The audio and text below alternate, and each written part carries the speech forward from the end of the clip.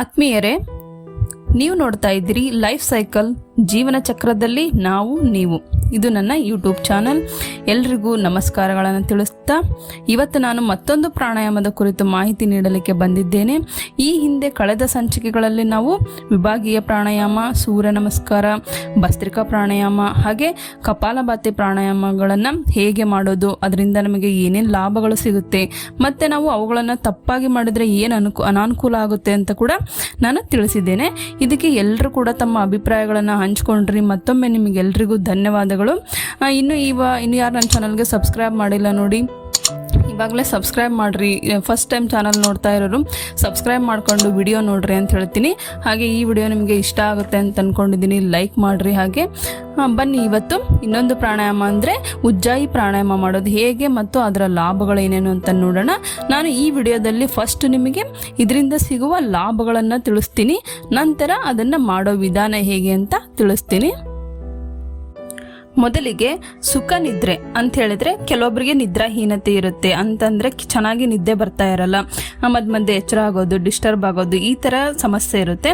ಆ ಸಮಸ್ಯೆ ಇರೋರು ಈ ಪ್ರಾಣಾಯಾಮ ಮಾಡ್ತಾ ಬಂದರೆ ಈ ನಿದ್ರಾಹೀನತೆ ತೊಂದರೆ ಕ್ರಮೇಣ ಸರಿ ಹೋಗುತ್ತೆ. ಈ ಪ್ರಾಣಾಯಾಮ ಮಾಡೋದ್ರಿಂದ ನಮ್ಮ ದೇಹದಲ್ಲಿ ದ್ರವಾಂಶವನ್ನು ಸಮತೋಲನದಲ್ಲಿಡಲು ಸಹಾಯಕಾರಿಯಾಗಿದೆ.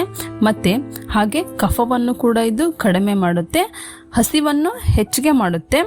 ಹಾಗೆ ಕೆಲವರಿಗೆ ಪದೇ ಪದೇ ಶೀತ ಆಗೋದು, ಅಲರ್ಜಿ, ಈ ಥರ ಡಸ್ಟ್ ಅಲರ್ಜಿಯಿಂದ ತುಂಬಾ ಬಳಲ್ತಾ ಇರ್ತಾರೆ. ಅವರು ಈ ಒಂದು ಪ್ರಾಣಾಯಾಮನ ಮಾಡ್ತಾ ಬಂದರೆ ಅವ್ರಿಗೆ ತುಂಬ ಒಳ್ಳೆ ರಿಸಲ್ಟ್ ಸಿಗುತ್ತೆ ಇದರಿಂದ.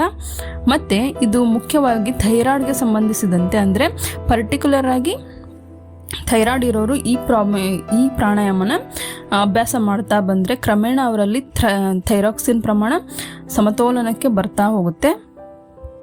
ಈ ಒಂದು ಪ್ರಾಣಾಯಾಮ ಥೈರಾಯ್ಡ್ ಸಮಸ್ಯೆಗೆ ತುಂಬ ಒಳ್ಳೆಯ ಪ್ರಾಣಾಯಾಮ ಅಂತಲೇ ಹೇಳ್ಬೋದು.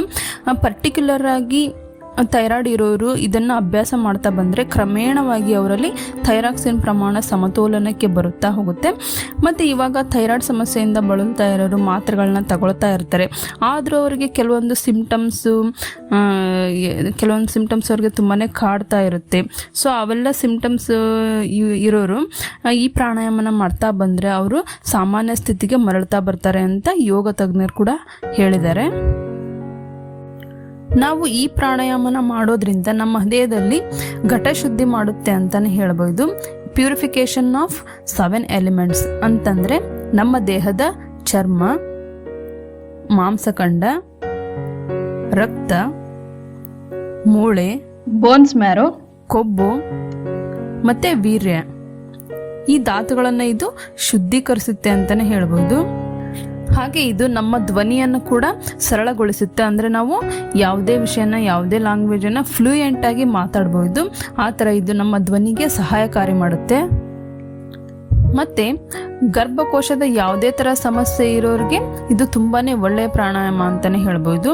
ಮತ್ತು ಇದು ನಮ್ಮ ಮೆದುಳಿನ ಕಾನ್ಸಂಟ್ರೇಷನ್ನ ಹೆಚ್ಚು ಮಾಡುತ್ತೆ. ಮತ್ತು ಕೊನೆಯದಾಗಿ ನಮ್ಮ ಬಾಡಿಗೆ, ದೇಹಕ್ಕೆ ಮತ್ತು ಮೈಂಡ್ಗೆ ಯಾವುದೇ ಥರ ಸ್ಟ್ರೆಸ್ ಆಗಿದ್ರೂ ಕೂಡ ಅದರಿಂದ ಹೊರಗೆ ಬರೋದಕ್ಕೆ ಇದು ತುಂಬಾ ಸಹಾಯಕಾರಿಯಾದ ಪ್ರಾಣಾಯಾಮ ಅಂತಲೇ ಹೇಳ್ಬೋದು. ನೋಡಿದ್ರಲ್ಲ ಎಷ್ಟೊಂದು ಲಾಭಗಳು ಇದ್ದಾವೆ ಅಂಥೇಳಿ. ದಿನದ ಕೇವಲ ಒಂದಿಷ್ಟು ಸಮಯದಲ್ಲಿ ನಾವು ಈ ಪ್ರಾಣಾಯಾಮ ಮಾಡೋದ್ರಿಂದ ನಮಗೆ ಇಷ್ಟೆಲ್ಲ ಲಾಭಗಳು ಸಿಗುತ್ತೆ. ಹಾಗಿದ್ರೆ ಬನ್ನಿ ಈ ಪ್ರಾಣಾಯಾಮನ ಮಾಡೋದು ಹೇಗೆ ಅಂತ ಇವಾಗ ನೋಡೋಣ. ಮೊದಲಿಗೆ ನಾವು ಇಲ್ಲಿ ಉಜ್ಜಾಯಿ ಅಂದ್ರೆ ಏನು ಅಂತ ತಿಳ್ಕೋಬೇಕು. ಏನಪ್ಪಾ ಅಂತ ಹೇಳಿದ್ರೆ, ಹೆಸರಲ್ಲೇ ಇದೆ, ಜಯವನ್ನು ಗಳಿಸುವುದು. ಯಾವುದರ ವಿರುದ್ಧ? ಅನಾರೋಗ್ಯದ ವಿರುದ್ಧ ನಾವು ಜಯವನ್ನು ಗಳಿಸುವುದು. ಪ್ರಾಣಾಯಾಮದ ಮುಖಾಂತರ ನಾವು ಅನಾರೋಗ್ಯದ ವಿರುದ್ಧ ಜಯವನ್ನು ಗಳಿಸಬಹುದು. ಇದು ಏನಪ್ಪಾ ಅಂತ ಹೇಳಿದ್ರೆ, ಒಂದು ಪರಿಣಾಮಕಾರಿಯಾದ ಹಠಯೋಗದಲ್ಲಿ ಬರುವ 8 ಕುಂಭಕಗಳಲ್ಲಿ ಇದು ಒಂದು ಅಂತಾನೆ ಹೇಳ್ಬೋದು. ಮೊದಲಿಗೆ ಸುಖಾಸನದಲ್ಲಿ ಕೂತ್ಕೊಳ್ಳೋಣ. ಈ ಪ್ರಾಣಾಯಾಮನ ಪದ್ಮಾಸನದಲ್ಲಿ ಕೂತ್ಕೊಂಡು ಮಾಡ್ಬೋದು, ಬಟ್ ಜಾಸ್ತಿ ಹೊತ್ತು ಎಲ್ರಿಗೂ ಪದ್ಮಾಸನದಲ್ಲಿ ಕೂರೋಕ್ಕಾಗಲ್ಲ. ಸೊ ಅದಕ್ಕೆ ಸುಖಾಸನದಲ್ಲೇ ನಾನಿವತ್ತು ತೋರಿಸ್ತಾ ಇದ್ದೀವಿ. ಸೊ ಸುಖಾಸನದಲ್ಲಿ ಕೂತ್ಕೊಂಡು ಮೊದಲಿಗೆ ಸ್ವಲ್ಪ ವಿಶ್ರಾಂತಿ ತಗೊಂಡು ಸ್ವಲ್ಪ ನೀರು ಕುಡಿದು ಇವಾಗ ಸ್ಟಾರ್ಟ್ ಮಾಡೋಣ. ಈಗ ನಿಧಾನವಾಗಿ ಸೌಂಡ್ ಮಾಡ್ತಾ ಉಸಿರನ್ನು ತುಂಬ ಒಳಗಡೆ ತುಂಬ್ಕೋಬೇಕು. ಸೊ ನಾವು ತೆಗೆದುಕೊಂಡ ಉಸಿರನ್ನು ಹೋಲ್ಡ್ ಮಾಡಬೇಕು, ಅಂದರೆ ಹಿಡಿದಿಟ್ಟುಕೊಳ್ಳಬೇಕು. ಈ ಥರ ನೀವು ವಿಡಿಯೋದಲ್ಲಿ ನೋಡ್ತಾ ಇದ್ದೀರಲ್ಲ ಆ ಥರ ಚಿನ್ ಲಾಕ್ ಮಾಡಬೇಕು. ಅಂದರೆ ನಿಮ್ಮ ಗದ್ದ ಎದೆಗೆ ತಾಗಿಸೋ ಥರ ಇರಬೇಕು. ನೀವು ಚೆನ್ನಾಗಿ ನೋಡ್ಕೋಬೇಕು. ಈ ಥರ ನೀವು ಗಾಳಿನ ಹೋಲ್ಡ್ ಮಾಡಿ ಈ ಥರ ಎದೆಗೆ ತಾಗಿಸೋ ಥರ ಚಿನ್ ಲಾಕ್ ಮಾಡಿ ಮತ್ತು ಅದನ್ನು 30 ಸೆಕೆಂಡ್ಗಳ ಕಾಲ ಹೋಲ್ಡ್ ಮಾಡಿ ಅದನ್ನು ನಿಧಾನವಾಗಿ ನಿಮ್ಮ ತಲೆಯನ್ನು ಎತ್ತಿ ನಂತರ ನಿಮ್ಮ ಮೂಗಿನ ಬಲಭಾಗವನ್ನು ಮುಚ್ಚಿ ಅಂದರೆ ಸೂರ್ಯನಾಡಿಯನ್ನು ಮುಚ್ಚಿ ಎಡಭಾಗದಲ್ಲಿ ಅಂದರೆ ಚಂದ್ರನಾಡಿಯಲ್ಲಿ ಗಾಳಿಯನ್ನು ಹೊರ ಹಾಕಬೇಕು. ನೀವು ಇಲ್ಲಿ ಸರಿಯಾಗಿ ಗಮನಿಸಬೇಕು ಮತ್ತು ತಿಳ್ಕೋಬೇಕು. ನಿಮ್ಮ ಬಲಗೈಯಿಂದ ಮೂಗಿನ ಬಲಭಾಗದ ಹೊಳ್ಳೆಯನ್ನು ಮುಚ್ಚಿ ಅಂದರೆ ರೈಟ್ ನಾಸ್ಟ್ರಲ್ ಇರುತ್ತಲ್ಲ ಅದನ್ನು ಮುಚ್ಚಿ ಸೂರ್ಯನಾಡಿಯನ್ನು ಮುಚ್ಚಿ ಚಂದ್ರನಾಡಿಯಲ್ಲಿ ಗಾಳಿಯನ್ನು ಬಿಡಬೇಕು. ಸೊ ಇದನ್ನು ವಿರುದ್ಧ ಮಾಡಬಾರ್ದು. ಇದನ್ನು ನೀವು ಚಂದ್ರನಾಡಿ ಮುಚ್ಚಿ ಸೂರ್ಯನಾಡಿಯಲ್ಲಿ ಮಾಡಿದರೆ ತುಂಬ ತಲೆನೋವು ಬರುತ್ತೆ. ಸೊ ಚೆನ್ನಾಗಿ ನೋಡ್ಕೊಂಡು ಮಾಡಿರಿ. ಮತ್ತು ಬಿಗಿನರ್ಸ್ಗೆ 30 ಸೆಕೆಂಡ್ಗಳ ಕಾಲ ಉಸಿರನ್ನು ಹೋಲ್ಡ್ ಮಾಡೋಕ್ಕಾಗಲ್ಲ. ಸೊ ನೀವು 10 ಸೆಕೆಂಡ್ ಫಸ್ಟು ಟ್ರೈ ಮಾಡಿರಿ.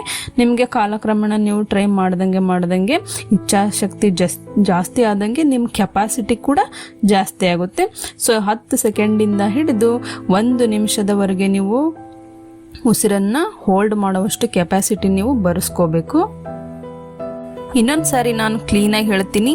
ಸೊ ಉಸಿರನ್ನು ತೆಗೆದುಕೊಂಡು ಚಿನ್ ಲಾಕ್ ಮಾಡಿ ಮತ್ತೆ ಚಂದ್ರನಾಡಿಯಲ್ಲಿ ಗಾಳಿಯನ್ನು ಹೊರಗಡೆ ಹಾಕಬೇಕು. ಇದೇ ಥರ ನೀವು ದಿನಕ್ಕೆ 5ರಿಂದ 10 ಬಾರಿ ಪ್ರಾಕ್ಟೀಸ್ ಮಾಡಿರಿ. ಮಧ್ಯದಲ್ಲಿ ನೀವು ವಿಶ್ರಾಂತಿ ಪಡೆಯುತ್ತಾ ನೀರು ಕುಡಿಯುತ್ತಾ ಈ ಥರ ನೀವು ಪ್ರಾಕ್ಟೀಸ್ ಮಾಡಿರಿ. ನಿಮಗೆ 1 ತಿಂಗಳಲ್ಲಿ ಇದರ ರಿಸಲ್ಟ್ ಗೊತ್ತಾಗುತ್ತೆ. ಅದರಲ್ಲೂ ನಮಗೆ ಚಳಿಗಾಲದಲ್ಲಿ ಕಾಡುವ ಶೀತ ಸಮಸ್ಯೆಗಳಿಗೆ ಇದು ತುಂಬಾ ಒಳ್ಳೆ ಪ್ರಾಣಾಯಾಮನೆ ಅಂತ ಹೇಳ್ಬೋದು. ಸೊ ಆತ್ಮೀಯರೇ, ನೋಡಿದ್ರಲ್ಲ ಉಜ್ಜಾಯಿ ಪ್ರಾಣಾಯಾಮನ ಮಾಡೋದು ಹೇಗೆ, ಅದರ ಲಾಭಗಳು ಏನೇನು ಅಂತ ನಾವು ತಿಳ್ಕೊಂಡ್ವಿ. ಮತ್ತು ಇದನ್ನು ಯಾರು ಮಾಡಬಾರ್ದು ಅಂತ ಕೂಡ ಹೇಳ್ತೀನಿ. ಇವಾಗ ತೊಂದರೆ ಅಂತ ಹೇಳಿದ್ರೆ BP ಮತ್ತು ಹಾರ್ಟ್ ಪೇಷಂಟ್ ತುಂಬ ಸೀವಿಯರ್ ಪ್ರಾಬ್ಲಮ್ ಇರುತ್ತಲ್ಲ ಅವರು ನಿಮ್ಮ ಡಾಕ್ಟರ್ಸ್ ಅಥವಾ ಯೋಗ ತಜ್ಞರ ಸಲಹೆ ತಗೊಂಡು ಮಾಡಿರಿ. ಅಲ್ಲಿವರೆಗೂ ಟ್ರೈ ಮಾಡಿಬಿಡ್ರಿ. ಮಾಡಿದರೂ ಕೂಡ ಸೌಂಡ್ ಮಾಡೋದನ್ನು ಕಡಿಮೆ ಮಾಡಿ, ಸೌಂಡ್ ಇಲ್ದಂಗೆ ನೀವು ಮಾಡ್ಬೋದು. ನಾರ್ಮಲ್ ಆಗಿರೋರು ಈ ಥರ ನಾವು ತೋರಿಸಿದ ಥರ ಮಾಡ್ಬೋದು. ಸೊ ನಿಮಗೆ ಚೆನ್ನಾಗಿ ಅರ್ಥ ಆಗಿದೆ ಅಂತ ನಾನು ಅಂದ್ಕೊಂಡಿದ್ದೀನಿ. ಮತ್ತು ನಿಮಗೆ ಯಾವುದೇ ಕ್ವಶನ್ಸ್ ಇದ್ದರೂ, ಕನ್ಫ್ಯೂಷನ್ಸ್ ಇದ್ದರೂ, ಸಂದೇಹಗಳಿದ್ದರೂ ನನಗೆ ಕಮೆಂಟ್ ಸೆಕ್ಷನಲ್ಲಿ ಕಮೆಂಟ್ ಮಾಡಿ ನಾನು ಅದಕ್ಕೆ ರಿಪ್ಲೈ ಮಾಡ್ತೀನಿ, ಆನ್ಸರ್ ಮಾಡ್ತೀನಿ. ಸೊ ಇದೇ ಥರ ಹೆಚ್ಚಿನ ಮಾಹಿತಿಗಾಗಿ ಮತ್ತು ಉತ್ತಮ ಆರೋಗ್ಯಕ್ಕೆ ಸಂಬಂಧಪಟ್ಟಂತೆ ವಿಡಿಯೋಗಳಿಗಾಗಿ ಮಾಹಿತಿಗಾಗಿ ನನ್ನ ಚಾನಲ್ ಲೈಫ್ ಸೈಕಲ್ನ ನೀವು ಮರೆಯದೆ ಸಬ್ಸ್ಕ್ರೈಬ್ ಮಾಡಿರಿ, ಹಾಗೆ ನನ್ನ ಫಾಲೋ ಮಾಡಿರಿ ಅಂತ ಹೇಳ್ತೀನಿ. ಈ ವಿಡಿಯೋ ಇಷ್ಟ ಆದರೆ ಲೈಕ್ ಮಾಡಿ, ಕಮೆಂಟ್ ಮಾಡಿ ಮತ್ತು ನಿಮ್ಮ ಫ್ರೆಂಡ್ಸ್ ಫ್ಯಾಮಿಲಿ ಮೆಂಬರ್ಸ್ಗೆಲ್ಲ ಶೇರ್ ಮಾಡಿರಿ. ಎಲ್ರಿಗೂ ಯೂಸ್ ಆಗುತ್ತೆ ಅಂತ ಹೇಳ್ತೀನಿ. Thank you all. ಬಾಯ್.